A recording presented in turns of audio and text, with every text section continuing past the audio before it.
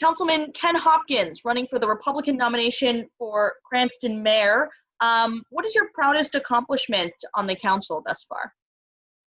Well, Steph, first of all, thanks for the opportunity to be here today.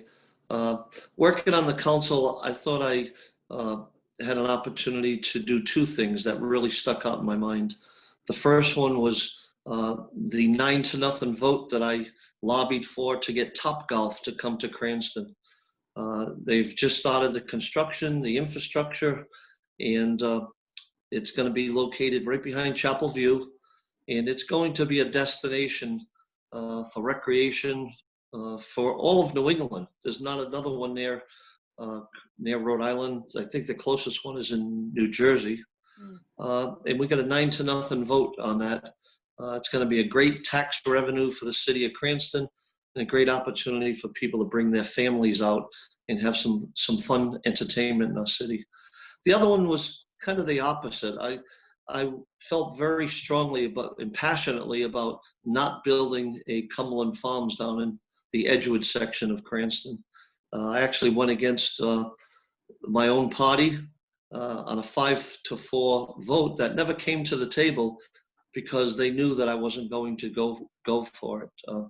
I just felt that there were too many children that lived within a 300-foot radius of the gas pumps. There's a certain chemical called benzene that could create childhood leukemia. And I just felt that the business in that area just wasn't a good thing. Even though the area is blighted and we need to do something there, I'd like to see maybe some housing or a new development go in there. But gasoline station, just too close to the neighborhood. And ironically, right after that, we voted, and one of my early ordinances was to not build any gas stations in our city within 300 feet of a house. So those are probably the two biggest things that I've been behind. If you are elected mayor, one of your first jobs is going to be to put together a budget. It could be a very difficult one. The pandemic has decimated state and city budgets across the country. What ideas do you have right now for spending cuts or generating new revenue in Cranston? Well, I'd rather not talk about cuts. I'd rather talk about bringing new businesses in, attracting new revenue to come into our city. And we've got some real good opportunities. Just Costco alone is going to bring in $1.5 million in tax revenue. I have plans to renovate and revitalize Rolfe Street to make it look more like Main Street in East Greenwich. And I think we can generate a lot of business to come into the city that way. Our goal is to generate revenue, not to cut. So you would hope that any budget gap that you're facing or deficit, you'd be able to fill with revenue? Absolutely. Between that and the state, I think the state has to go back to work. The governor's sitting on over $1 billion worth of federal money. The State House hasn't had a meeting in, I'm going to say, since last March. They need to go back to work. And it's not just Cranston, it's every city and town in the state that's looking for this type of revenue. You know, assuming the state or Congress doesn't come through for you, would you consider raising any of the tax rates in the city of Cranston? I would hope not. I would hope that we can continue to stabilize taxes. I think Mayor Fung, that was a little Freudian slip there, but I think Governor. You wish he was the governor. Yes, I do. Absolutely do. But I think if we continue this to stabilize the taxes that he has done over the last few years, and I've had a great opportunity to work side by side with him on that. And I don't see us raising taxes. But again, everything's on the table when it comes to a pandemic. And we have to take a good look at every department to bring them in and sit down and see what works and what we can live without for a while. And hopefully the economy will bounce back. Aside from the budget, what do you think is the biggest issue facing Cranston right now, and how would you address it? It's the reopening of the schools. That seems to be a statewide issue. I know there were a lot of people at the school committee meeting last night that talked about it. That's probably our biggest issue right now.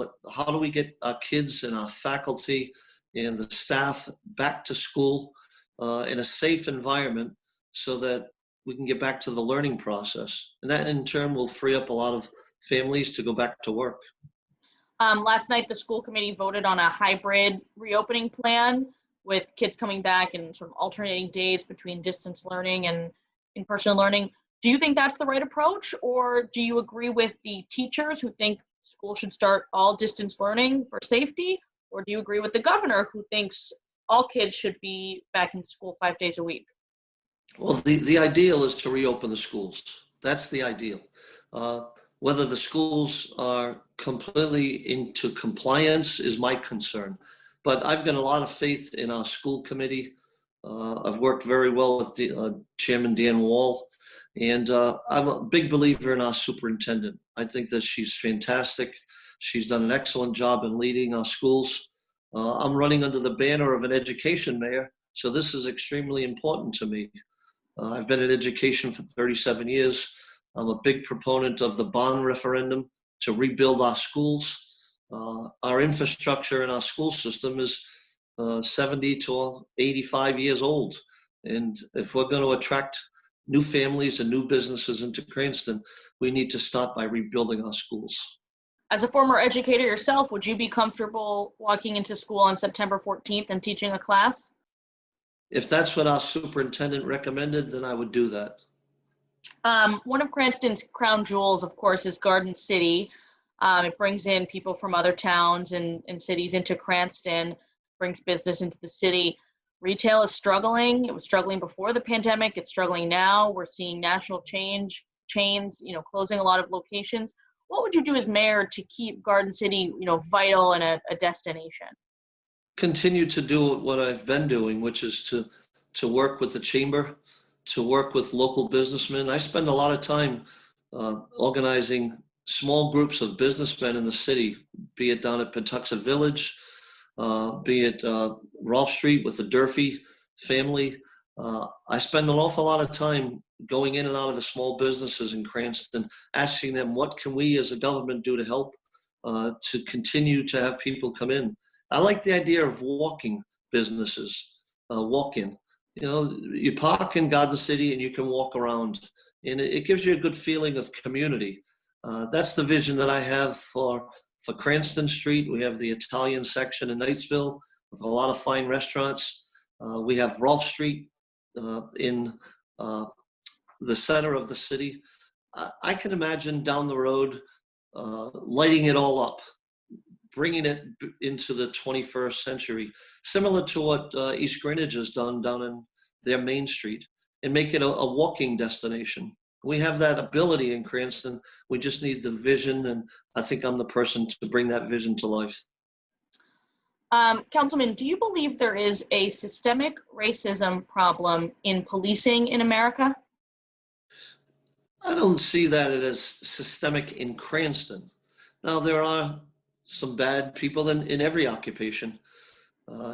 I've got a family of police. My brother's a retired trooper. My nephew's a state trooper. My brother's a Cranston detective. I've got family in North Kingston and Smithfield police departments. So we're either educators or police in my family. And I don't know one of them that would ever do anything to disparage a person because of their name or their color or their race. So there's good and bad in everybody, but we just need to have the conversation. And the Black Lives Matter is a great conversation to bring forward right now. And I think that's where I'm very good in terms of my leadership skills, to bring people from both sides of the aisle, rich, poor, black, white, doesn't matter where they're from, to bring them together and have the conversation to make our community better. What do you make of the movement to cut funding to police departments to spend money in other parts of government? Absolutely not. I would never defund. I would defend our police department. It's government's duty. It's our number one role is to have a safe society. The rest of it comes with it. But if we don't have a safe society, if we can't walk out our doors and feel comfortable in our neighborhoods, then we're doing something wrong. So I would continue to fund our police. I have a few sort of just rapid fire questions for you. If you could just answer in, 1 or 2 words. Are you pro-life or pro-choice? Pro-life. Do you support the legalization of recreational marijuana? Yes. How would you grade the job that Governor Gina Raimondo has done during the coronavirus pandemic, A through F? Very good. I think she's had a tough situation. She's led us into an area that we've never seen in our lifetime. And I wouldn't wish that on anybody. And I give her high grades just for the challenge of stepping up and doing what she's doing. A through F. A. A. How would you grade the job Mayor Alan Fung has done running the city of Cranston? A plus plus plus plus plus.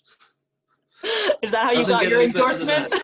that. We're a top 50 city in America, and a lot of that has been attributed to Alan Fung. And we just got nominated and selected again last week. Under his leadership, we have been one of the best communities in America to live in, not just in Rhode Island. So he gets the A+. Mayor Fung has obviously endorsed your candidacy. However, the Cranston Republican Party endorsed your opponent. How much do you think that factors into this race? None whatsoever. It was it was set up ahead of time. My opponent, having the privilege of being the council president, worked for the last 2 years to set up that committee to get the endorsement. But my endorsement came from some what I felt was stronger positions. Councilman McCauley, who was a Democrat, supported me. Councilman Poplawskis, who's one of the most popular councilmen in the history of Ward 5, endorsed me. Former Mayor Trafficante endorsed me. The people came out in a poll. Over 1,000 people voted, 73% to 27% in favor of me. So those fixed endorsements don't seem to fly in Cranston. People are smart enough to see through it, and I have a very, very strong feeling that we're going to be very victorious come primary day. I watched the Cranston Herald debate last month. You mentioned that you're not running because you want to seek higher office. Mayor Fung ran for governor twice while he was mayor, obviously unsuccessfully. But was that a little dig at him, or do you think